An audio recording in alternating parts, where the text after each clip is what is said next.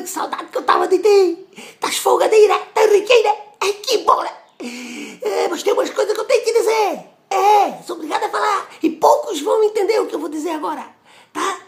Só por tu estar folgadinho, tá riquinho, tu estás te afastando do reino. Estás deixando as coisas de Jesus um pouquinho de lado, estás enchendo o teu ego e deixando o teu espírito, tua alma esvaziar. Não faz assim não, tá? Pede sabedoria para te saber ser folgadinho, ser riquinho e tá agarradinho no reino. Tá bom? Não deixa de ir lá, tá? Não deixa de ir lá. Não deixa de ir fazer tuas orações, as tuas vigílias. Fortalecer teus amigos, fortalecer teu espírito, tua alma. Tá bom?